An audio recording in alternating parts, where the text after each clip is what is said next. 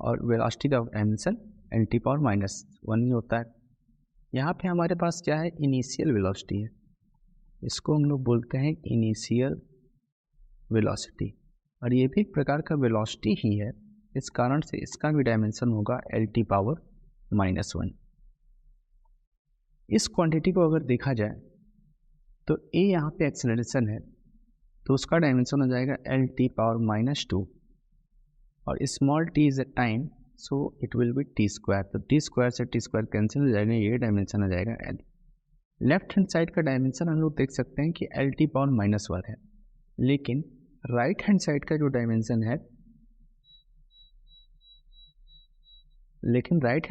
Dimension है, वो क्या है हमारा, एक जगह LT⁻⁻1 आया है तो एक जगह पे L आया हुआ है।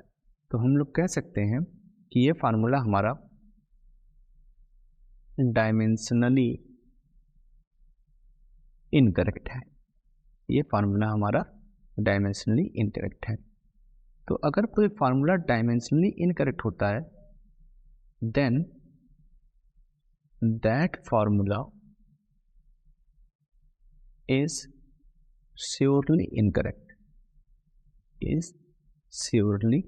incorrect, तब वो फार्मूला हमारा क्या होगा, 100% श्योर है कि इनकरेक्ट ही होगा।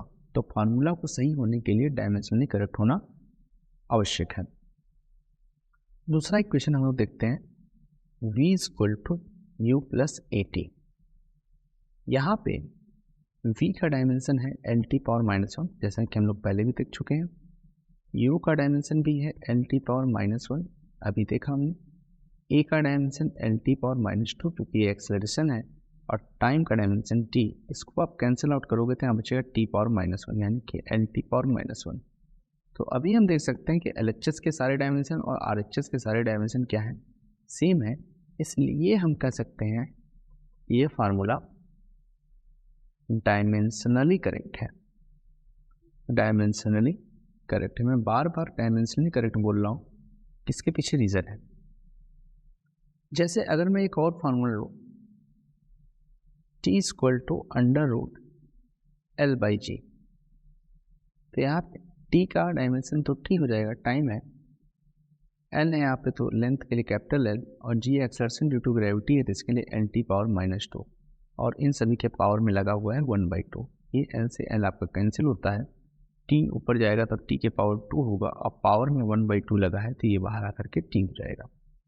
देख सकते हैं कि ये फार्मूला दिखने में तो डायमेंशनली करेक्ट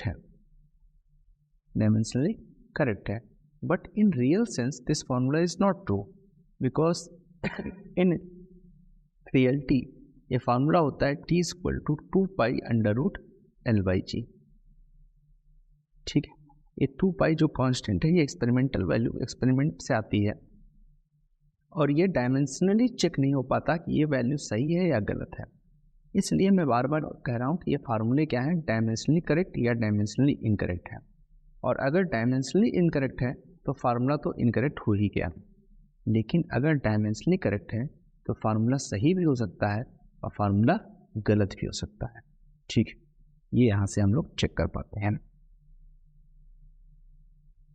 जैसे हमारे सामने क्वेश्चन है P इक्वल टू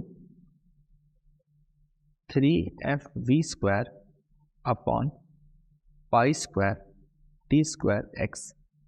अब चेक करना है कि ये फार्मूला हमारा करेक्ट है इक्वेशन या नहीं। तो इसके लिए शर्त यही है कि LHS डायमेंशन और RHS का डायमेंशन सेम होना चाहिए। तो आइए चेक करते हैं। P हमारा प्रेशर है और प्रेशर होता है फोर्स अपॉन एरिया। फोर्स के लिए डायमेंशन हम लोग लिखते हैं mL/-2 और एरिया के लिए लिखते हैं L²। एक L से एक L कैंसिल हो जाएगा तो डायमेंशन बनेगा mL/-1T/-2। ये हो गया सिंपली प्रेशर के लिए डायमेंशन। राइट हैंड साइड में हम लोग देख पा रहे हैं न्यूमेरिकल वैल्यू 3 है और पाई है। तो जो न्यूमेरिकल वैल्यू होते हैं हमने पहले भी देखा है कि numerical value are not fundamental physical quantity, so there is no dimension for them. इसलिए उनके लिए कोई भी डायमेंशन होगा नहीं। बाकी बचे FV²/T²x। तो S के लिए हम लोग लिखते हैं mL/-2। बढ़िया हो गया ये। V² के लिए L/-1 और इसका स्क्वायर लगा देते हैं। अपॉन में T² के लिए T² लिख लेते हैं और X के लिए L लिख लेते हैं। यहाँ से L से L कैंसिल आउट हो रहा है तो कर देते हैं, बचता है MT। यहाँ पे -2 है, यहाँ पे 2 है, ये 2 पर जाकर के -2 होगा तो ये बन जाएगा T⁻⁻4। ये n और स्क्वायर मिलके हो जाएंगे L² और T-1 और -2 मिलके T⁻⁻2 हो जाएगा। तो डायमेंशन बन जाएगा mL² T⁻⁻6। आप देख सकते हैं कि लेफ्ट हैंड साइड और राइट हैंड साइड के डायमेंशन इक्वल नहीं है, इसलिए हम कहेंगे कि यह फार्मूला डायमेंशनली इनकरेक्ट है। और अगर डायमेंशनली इनकरेक्ट है तो ये फार्मूला भी क्या होगा, इनकरेक्ट होगा। ठीक है, अगर डायमेंशनली करेक्ट होता तो फार्मूला सही भी हो सकता था और फार्मूला गलत भी हो सकता था, दोनों ही बातें होती हैं। ठीक है, चलिए सेकंड यूज देखते हैं हम लोग डायमेंशन का। सेकंड यूज कहता है कि हम लोग डायमेंशन की मदद से कोई नए फार्मूले को डेराइव कर सकते हैं। डेराइव करने का मतलब एक लगभग सा फार्मूला बना सकते हैं। इसमें हमें देखना पड़ेगा कि किसी फिजिकल क्वांटिटी पे कौन कौन सी क्वांटिटी डिपेंड कर रही है। उन चीज़ों की मदद से फिर हम लोग ये फार्मूला डेराइव करते हैं। आइए एग्जांपल के थ्रू देखते हैं। कह रहा है time period of a simple pendulum. हमें इतना पता है कि टाइम पीरियड तो T हो जाएगा। ठीक है, टाइम पीरियड ये डिपेंड कर रहा है। डिपेंड करने के लिए प्रोपोर्शनलिटी का यूज करेंगे। किस पे डिपेंड कर रहा है, मास पे डिपेंड कर रहा है, बहुत अच्छी बात। लेंथ पे डिपेंड कर रहा है, ठीक है, और डिपेंड कर रहा है एक्सेलरेशन ड्यू टू ग्रेविटी यानी कि G पे डिपेंड कर रहा है। ये तो बात ठीक है कि डिपेंड कर रहा है, बट कितना डिपेंड कर रहा है, m² में कर रहा है, L³ में कर रहा है या G³ में कर रहा है, ये कितने टाइम्स डिपेंड कर रहा है ये नहीं पता चल रहा है। इसलिए हम लोग यहाँ पे पावर में A, B और C रैंडमली रख लेंगे। अब हमारा अगला काम होता है स्टेप 2 जो होगा उसमें हम लोग क्या करेंगे, पावर को कंपेयर करेंगे। पावर को कंपेयर करेंगे और A, B, C की वैल्यू फाइंड करेंगे, क्योंकि फार्मूला डायमेंशनली करेक्ट होना चाहिए। तो T को हम लोग अच्छे से लिख सकते हैं m⁻0 L⁻0 and T⁻1। M के लिए डायमेंशन कैपिटल M, पावर में A लगा देंगे। लेंथ के लिए डायमेंशन कैपिटल L, पावर में B लगा देंगे। और एक्सेलरेशन ड्यू टू ग्रेविटी एक प्रकार का एक्सेलरेशन है तो यहाँ पे पावर लगा देंगे L⁻⁻2 में C। इसको और अगर सिंप्लीफाई किया जाए तो ये इस प्रकार से m⁻A, यहाँ पे भी है L⁻B और यहाँ पे होगा L⁻C। तो सेम बेस पे पावर्स अलग अलग हैं और मल्टीप्लाई में आते हैं पावर ऐड हो जाते हैं, L⁻B + C हो जाएगा ये, और यहाँ से T⁻⁻2C आ जाएगा। पावर कंपेयर करें, अगर m के पावर को m के साथ करें तो A की वैल्यू 0 आ जाएगी। n के पावर को यहाँ पे कंपेयर करें तो हमको मिलता है B + C = 0, और T के पावर को कंपेयर करें तो मिलता है -2C = 1 यानी कि C = -1/2। और अगर C की वैल्यू को यहाँ पुट कर दें तो B की वैल्यू आ जाती है 1/2। तो अभी हमारे पास A की वैल्यू है, B की वैल्यू है, C की वैल्यू है। फार्मूले में रखते हैं, अगर फार्मूले में रखते हैं तो T directly proportional to m⁻0 L⁻1/2 और c के पावर -1/2 आता है। किसी के पावर 0 हो जाता है तो 1 हो जाता है। प्रोपोर्शनलिटी को हटाते हैं तो कांस्टेंट लगाते हैं, सम कांस्टेंट, और पावर 1/2 का मतलब होता है अंडर रूट, तो ये हो जाएगा l और g। तो एक लगभग सा फार्मूला क्रिएट हो गया, t equal to some constant under root l/g। और बाय एक्सपेरिमेंट हम लोग यहाँ से कांस्टेंट की वैल्यू फाइंड करते हैं तो वो आता है 2π। तो ये फार्मूला बन जाता है t equal to 2π under root l/g।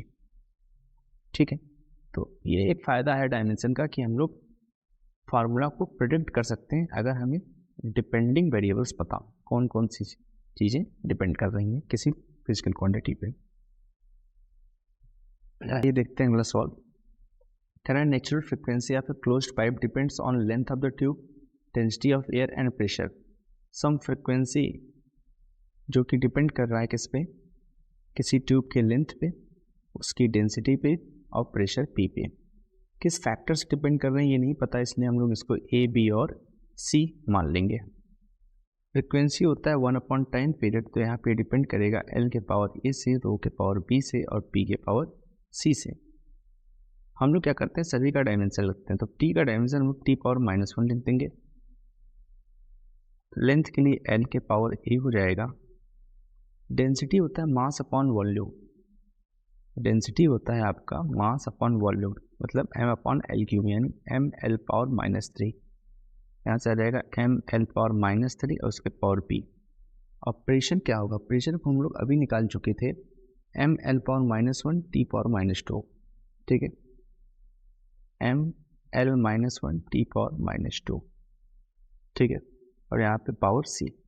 Next step हम लोग जानते हैं कि हमारा काम होता है पावर को कंपेयर करना, तो थोड़ा इसको और अरेंज करते हैं। यहाँ पे m के पावर b दिख रहा है और यहाँ m के पावर c दिख रहा है, इसको हम लिख सकते हैं m के power b plus c into, यहाँ l के पावर a दिख रहा है और यहाँ l के पावर -3 भी दिख रहा है और यहाँ पे l के पावर -c दिख रहा है, तो लिख सकते हैं l के power a -3b minus c into t के पावर में देखते हैं तो t सिर्फ यहाँ पे है और दिख रहा है t के पावर -2c। ये सब बराबर होंगे किसके, m के पावर 0, l के पावर 0 एंड t के पावर -1 के। m को अगर मैं पावर कंपेयर करूँ तो यहाँ से आ जाएगा b plus c equal to 0। l के पावर को कंपेयर किया जाए तो ये आ जाएगा a -3b minus c equal to 0, और t को कंपेयर किया जाए तो -2c इक्वल टू -1। तो यहाँ माइनस से माइनस कैंसिल होगा और c की वैल्यू 1/2 आ जाएगी।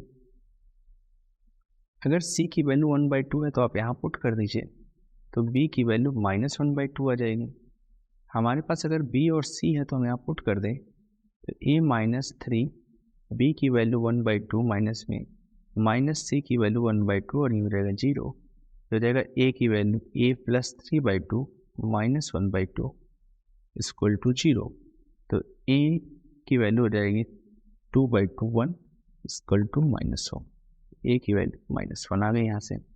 तो मेरे पास a भी आ गया, b भी आ गया और c भी आ गया। तो फार्मूला क्या बन जाएगा भाई, फार्मूला मेरा बन जाएगा s equal to some constant l के पावर a यानी l के पावर -1, रो के पावर b यानी कि रो के पावर -1/2 एंड p के पावर c यानी p के पावर 1/2। 1/2 क्या होता है, आपका अंडर रूट होता है।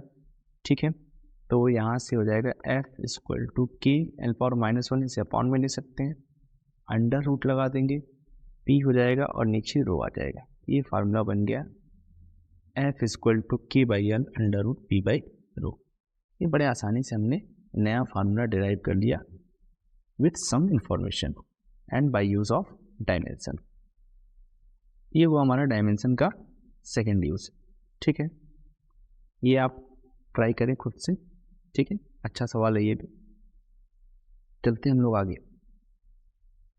Next use of dimension is conversion of system of unit into another.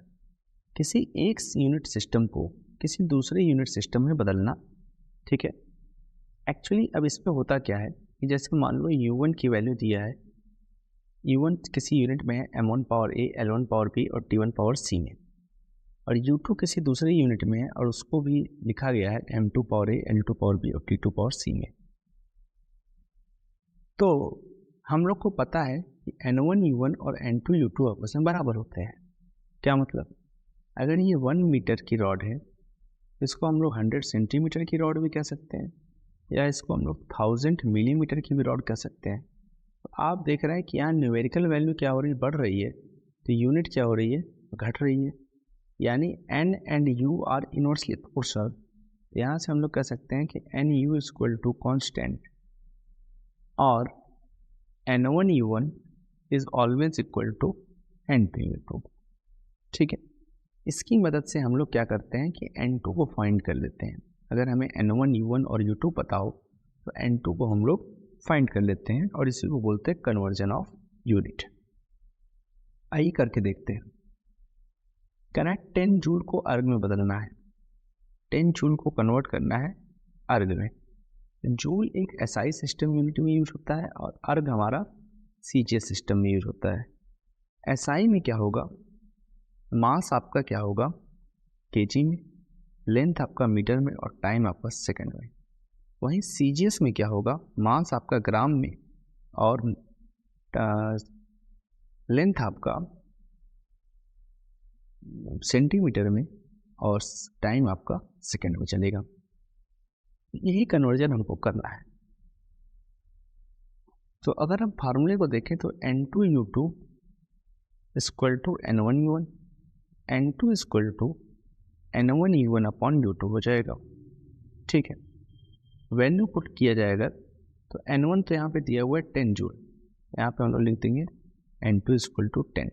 U1 की वैल्यू अभी मैंने बताया कि क्या लिखना है, M1 power A, L1 power B और T1 power C upon U2 में भी इसी प्रकार से M2 power A, L2 power B और T2 पावर C कर देंगे।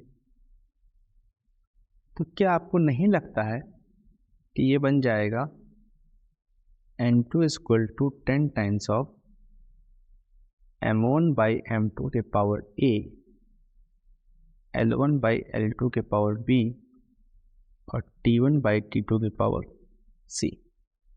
नेक्स्ट काम है ABC को फाइंड करना। क्योंकि डायमेंशनली करेक्ट भी होना है, इसलिए ABC को फाइंड करने के लिए हम देखेंगे जूल और अर्थ जो है वो एनर्जी की यूनिट है, और एनर्जी का डायमेंशन होता है ml² T पावर -2। यानी m के पावर a है तो a की वैल्यू 1 हो गई, l के पावर b है यानी b की वैल्यू 2 हो गई, और c के पावर -2 है तो c की वैल्यू -2 हो गई। वैल्यू को पुट करेंगे, साथ ही साथ इसको इस प्रकार से लिखेंगे 10।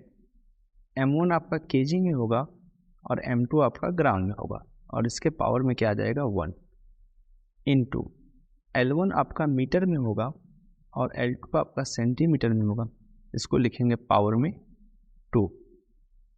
और टाइम की अगर बात करें तो यहाँ भी सेकंड, यहाँ भी सेकंड और पावर में -2, तो ये तो ऐसे कट जाना है।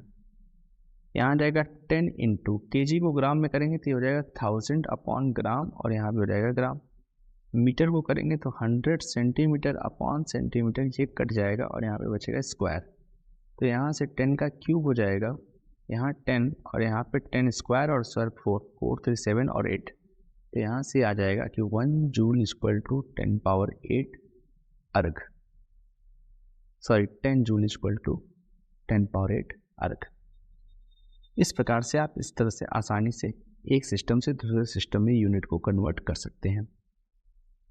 बाकी इसका एक सरल तरीका भी हो सकता है कि जैसे आपको 10 जूल को कन्वर्ट करना था अर्ग में, ठीक है, तो actually joule is unit of energy, ठीक है, और 1 जूल को आप लिख सकते थे 10 केजी मीटर पर सेकेंड स्क्वायर इनटू मीटर, क्योंकि ये हो गया फोर्स की यूनिट और ये हो गई डिस्टेंस की यूनिट। इसको लिख सकते हैं 10 into KG metre square upon second square. अब अगर सीजे से बदलना है तो क्या कर दें, केजी को ग्राम में बदलेंगे तो हो जाएगा 1000, और मीटर को अगर सेंटीमीटर में बदलना है तो हो जाएगा 100 सेंटीमीटर इंटू 100 सेंटीमीटर, ठीक है, और सेकंड तो अपने जगह पे रहेगा। तो आप देखिए वापस से 2 2 4 और 3 7 1 8 ही आ गया, 10 पावर 8 अर्ग सीजे से कन्वर्ट हो गया डायरेक्ट। ये डायरेक्ट तरीका भी हम लोग यूज़ कर सकते हैं। अगला सवाल है कन्वर्ट 5 न्यूटन इंटू डाइन। कह रहे हैं 5 न्यूटन को बदलो डाइन में। ठीक है, तो भाई न्यूटन जो है यूनिट है किसकी, फोर्स की। ठीक है, फोर्स का डायमेंशन होता है mL⁻²। और यहाँ से हम लोग अगर ए की वैल्यू निकालें तो 1 आ जाएगा, बी की वैल्यू निकालें तो 1 आ जाएगा, और सी की वैल्यू निकालें तो -2 आ जाएगा। अपना अगर फार्मूला लगाएं तो N2 = होता है N1U1/U2, और ये हो जाएगा N1 की वैल्यू 5, U1 होता है M1, फिर ये हो जाएगा L1 और ये हो जाएगा T1, यहाँ हो जाएगा M2, यहाँ आ जाएगा L2 और यहाँ आ जाएगा T2। और यहाँ हमने बताया कि पावर A कर लूँ, यहाँ पावर B कर लो और यहाँ पावर C कर लो, और ये B C की वैल्यू आपको पता है। तो N2 = 5, मास चलेगा इसमें केजी में और नीचे चलेगा किसमें, ग्राम में। ठीक है, पावर में A का मतलब हुआ है, यहाँ लेंथ चलेगा मीटर में, नीचे चलेगा सेंटीमीटर में, पावर 1, और टाइम चलेगा सेकंड में, यहाँ भी चलेगा सेकंड में, पावर -2, कोई फर्क पड़ता है नहीं। तो 5 इंटू kg को लिख देंगे 1000/ग्राम, और ये हो जाएगा ग्राम से ग्राम कैंसिल। मीटर को लिख देंगे 100 सेंटीमीटर/सेंटीमीटर से सेंटीमीटर कैंसिल, और ये आपका आ जाएगा 5 इंटू, ये हो जाएगा 10⁻³ और ये 10⁻², तो 10⁻5 डाइन। ठीक है भाई, इस प्रकार से यूनिट कन्वर्ट कर सकते हैं। शॉर्टकट क्या था इसका, ठीक, 5 न्यूटन, न्यूटन यूनिट है फोर्स की, अब फोर्स = होता है मास इंटू एक्सेलरेशन, तो न्यूटन की जगह पे हम लोग लिख सकते थे 5 kg मीटर/सेकंड²। सीजीएस में कन्वर्ट करना है तो 5 kg को लिख देंगे 1000 ग्राम, मीटर को लिख देंगे 100 सेंटीमीटर, सेकंड को चेंज करने की आवश्यकता है नहीं, 3 2 5, आ गया 5 इंटू 10⁻5 9 एक लाइन में। तो ये भी एक तरीका है जो कि ईजी है और आसान है। अब ये सारी चीज़ें डायमेंशन की तो यूज के बारे में बातें हो गई, अभी डायमेंशन के कुछ लिमिटेशन भी हैं। ठीक है, डायमेंशन की लिमिटेशन क्या है, it does not give information about dimensional constant. किसी भी डायमेंशनल कांस्टेंट के बारे में ये बताता नहीं है। जैसे अगर मैंने अभी देखा फार्मूला T = 2π√L/g, ये भी डायमेंशनली करेक्ट है। T = 4π√L/g, ये भी करेक्ट है। ये 2π होगा या 4π होगा, इसके बारे में कोई भी इंफॉर्मेशन परफेक्टली हम लोग गेन नहीं कर सकते। तो यहाँ से हम लोग कह सकते हैं कि इसकी पहली लिमिटेशन है, लिमिटेशन फर्स्ट हो गई इसकी। It is only useful when physical quantity depends on other quantity by multiplication and power relation. यानी अभी हमने देखा जैसे कि F directly proportional to some mass, some velocity and some radius A, B and C। तो यहाँ देख पा रहे हैं कि सारे ही क्या है, मल्टीप्लिकेशन में है। तो इससे जो भी फार्मूला डिराइव होकर के आएगा वो हमेशा मल्टीप्लिकेशन या डिवीज़न में ही होगा। यानी कि ये कभी भी S = UT + ½ AT² टाइप के रिलेशन को डिराइव कर ही नहीं पाएगा, क्योंकि इसमें बीच में क्या आ रहा है, एडिशन आ रहा है। ये V = U + AT टाइप के फॉर्मूले को डिराइव नहीं कर पाएगा, बीच में क्या आ रहा है, एडिशन आ रहा है। सिर्फ मल्टीप्लिकेशन और डिवीज़न वाले फार्मूले को ही ये डिराइव कर पाता है। ये इसका हो गया limitation number 2। This method will work only if quantity depends on the another quantity as sine or cosine, logarithmic or exponential relation. ठीक है, this quantity will not work. ठीक है, सही बात है, ये फाइंड नहीं कर पाएगा कि हमारा डायमेंशनल फार्मूला सही है कि नहीं है, या ये फार्मूला भी नहीं डिराइव कर पाता जिस फार्मूले में लॉग आ जाए, साइन आ जाए, कोसाइन आ जाए। एक तो ये सारी चीज़ें क्या है, डायमेंशनलेस क्वांटिटी हैं। ठीक है, तो ये इसको चेक भी नहीं कर पाएगा, तो ये इसका लिमिटेशन क्या हो गया, 3 गया। लास्ट लिमिटेशन देखते हैं कि dimensional analysis will only work if quantity depends only on 3 parameters, not more than that. हमेशा से हम लोग अभी तक एग्जांपल में देखे हैं कि डायमेंशन किस पे डिपेंड कर रहे हैं, सिर्फ 3 वेरिएबल्स पे डिपेंड कर रहे हैं। उससे ज़्यादा अगर फार्मूले में वेरिएबल आ रहा है ये वर्क नहीं करेगा। ठीक है, तो ये इसका हो गया लिमिटेशन 4।